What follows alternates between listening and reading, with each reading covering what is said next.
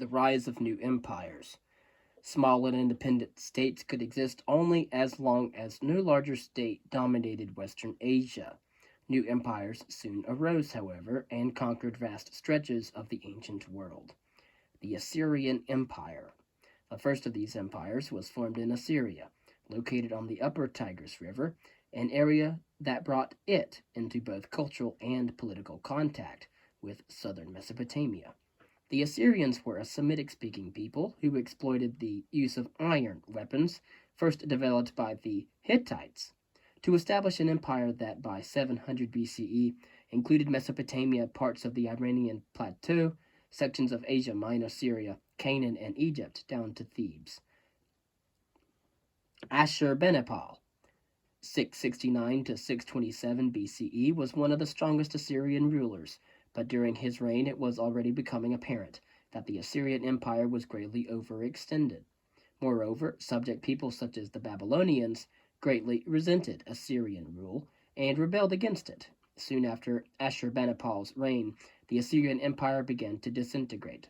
The capital city of Nineveh fell to a coalition of Chaldeans and Medes in 612 BCE, and in 605 BCE the rest of the empire was finally divided between the two powers. At its height, the Assyrian Empire was ruled by kings whose power was considered absolute. Under their leadership, the empire came to be well organized. Local officials were directly responsible to the king.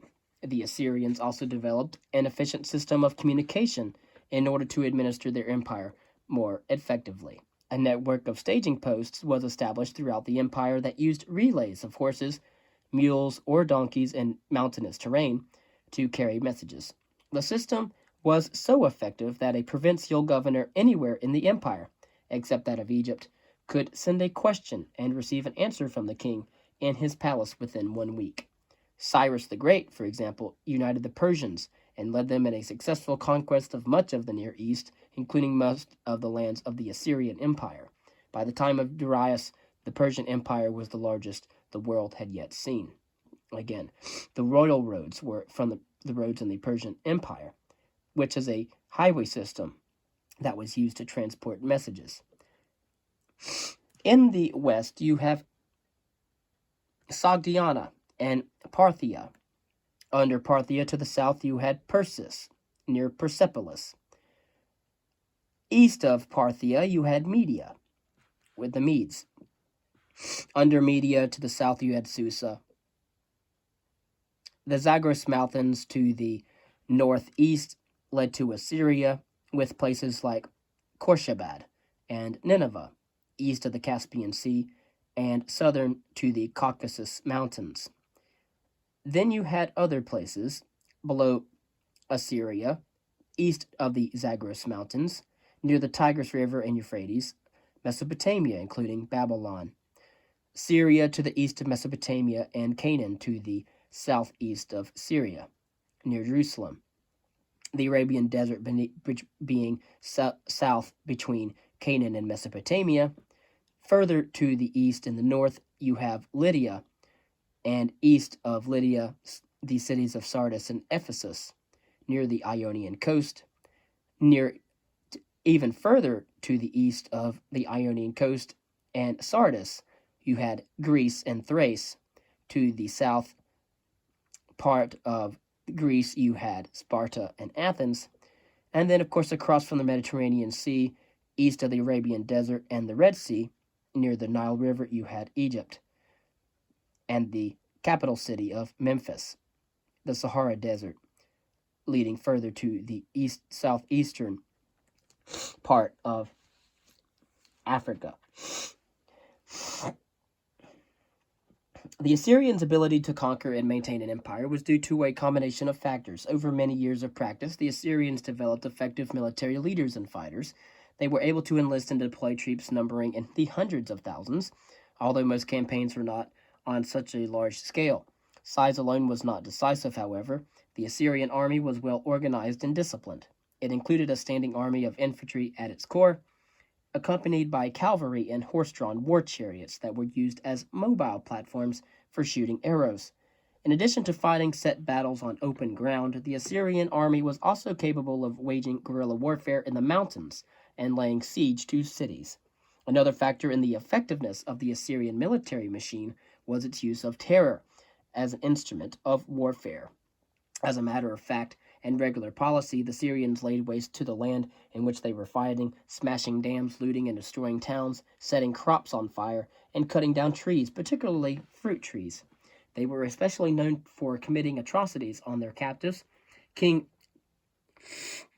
Ashurnazirpal recorded this account of his treatment of prisoners. Quote, 3,000 of their combat troops I filled with weapons. Many of the captives taken from them I burned in a fire. Many I took alive. From some of these I cut off their hands to the wrist, while others I cut off their noses, ears, and fingers. I put out the eyes of many of the soldiers. I burned their young men and women to death. End quote. After conquering another city, the same king wrote, I fixed up a pile of corpses in front of the city's gate. I flayed the nobles, as many as had rebelled, and spread their skins out on the piles. I flayed many with my land and spread their skins out on the walls. It should be noted that this policy of extreme cruelty to prisoners was not used against all enemies, but it was primarily reserved for those who were already part of the empire and then rebelled against Assyrian rule. Assyrian society. Assyrian deportation policies created a polyglot society in which ethnic differences were not very important. What gave identity to the Assyrians themselves was their language, although even that was akin to the language of their southern neighbors in Babylonia, who also spoke a Semitic tongue. Religion was also a cohesive force in uniting Assyrian identity. Assyria was literally the land of Ashur, a reference to its chief god. The king, as Ashur's representative on earth, provided a final unifying focus. And so the king provided a focus as well as the language and their religion. Agriculture formed the principal basis of Assyrian life. Assyria was a land of farming villages with relatively few significant cities, especially in comparison to southern Mesopotamia, and unlike the river valleys where farming required the organization of large numbers of people to control irrigation, Assyrian farms received sufficient moisture from regular rainfall. Trade was second to agriculture in economic importance. For internal trade, metals including gold, silver, copper, and bronze were all used as a medium of exchange in trade.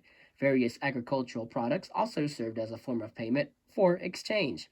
Because of their geographic location, the Assyrians served as intermediaries and participated in an international trade, importing timber, wine, and precious metals and stones, while exporting textiles produced in palaces, temples, and private workshops.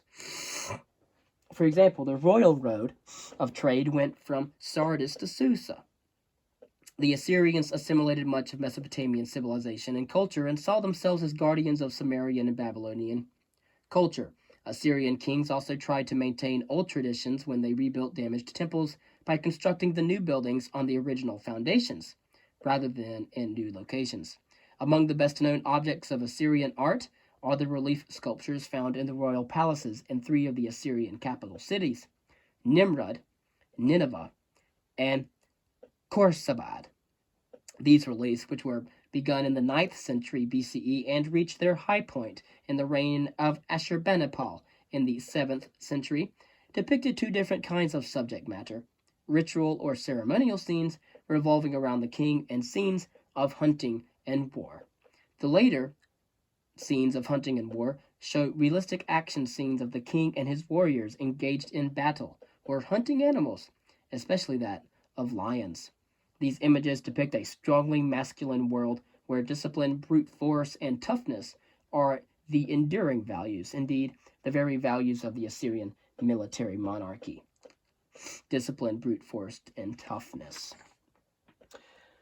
The Persian Empire. After the collapse of the Assyrian Empire, the Chaldeans under the king Nebuchadnezzar II, 605 to 762 BCE, made Babylonia the leading state in Western Asia. Nebuchadnezzar II rebuilt Babylon as the center of his empire, giving it a reputation as one of the great cities of the ancient world. But the splendor of Chaldean Babylonia proved to be short-lived when Babylon fell to the Persians in the year 539 BCE. The Persians were an Indo-European speaking people as well who lived in the southwestern part of Iran. Primarily nomadic, the Persians were organized into tribes until the Achaemenid dynasty managed to unify them. One of the dynasty's members, Cyrus, from 559 to 530 BCE, created a powerful Persian state that rearranged the political map of Western Asia. This was called the Achaemenid dynasty. Cyrus the Great. In 550 BCE, Cyrus the Great extended Persian control over the Medes, making Media the first Persian satrapy, or province. 3 years later, Cyrus defeated the prosperous Lydian kingdom in Western Asia Minor, and Lydia became another Persian satrapy, or province. Cyrus's forces then went on to conquer the Greek city-states that had been established on the Ionian coast. Cyrus then turned eastward, subduing the western parts of the Iranian plateau, Sogdia, and even western India. His eastern frontiers secured, Cyrus entered Mesopotamia in 539 and captured Babylon. His treatment of Babylonia showed remarkable restraint and wisdom.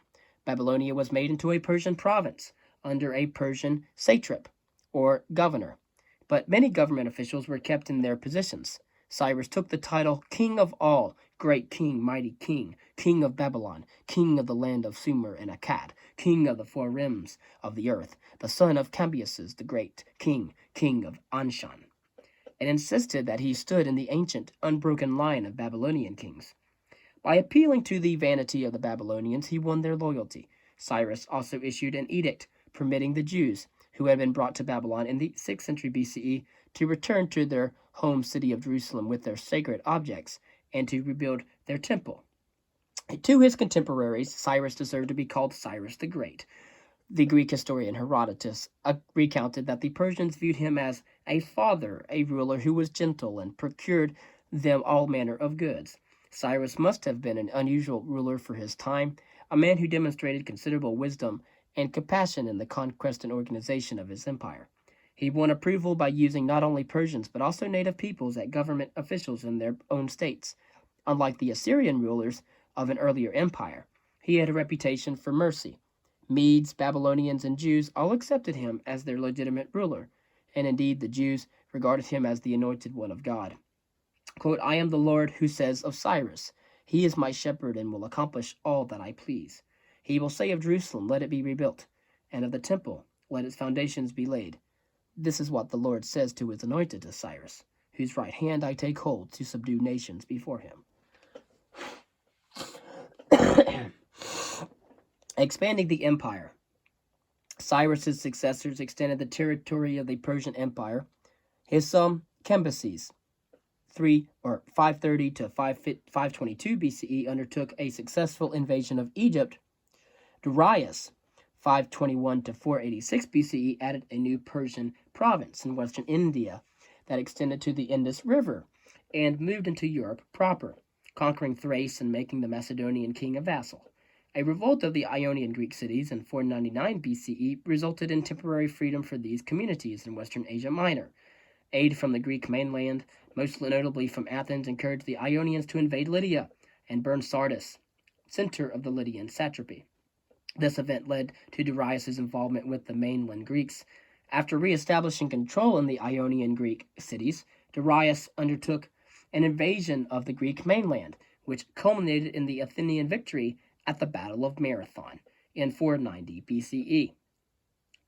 The fighters at the Battle of Marathon, the Greek fighters, that is, the hoplites, were called Marathonomachoi. Governing the empire. By the reign of Darius, the Persians had assembled the largest empire the world had ever seen. Yet, not only did it include all the old centers of power in Egypt and Western Asia, but also extended into Thrace and Asia Minor in the west and into India in the east. For administrative purposes, the empire had been divided into approximately 20 satrapies. Each province was ruled by a satrap, or literally a protector of the kingdom. Satraps collected tributes. The protectors of the kingdom were responsible for justice and security, raised military levies for the royal army, and normally commanded the military forces within their satrapies, or or provinces. In terms of real power, however, the satraps were miniature kings, those who were the protectors of the kingdom, who created courts imitative of the great kings. An effective system of communication was crucial to sustaining the Persian Empire. Well-maintained roads facilitated the rapid transit of military and government personnel. One in particular, the so-called Royal Road, stretched from Sardis, the center of Lydia in Asia Minor, to Susa, the chief capital of the Persian Empire. Again, Sardis was the center of Lydia in Asia Minor. Susa was the chief capital of the Persian Empire.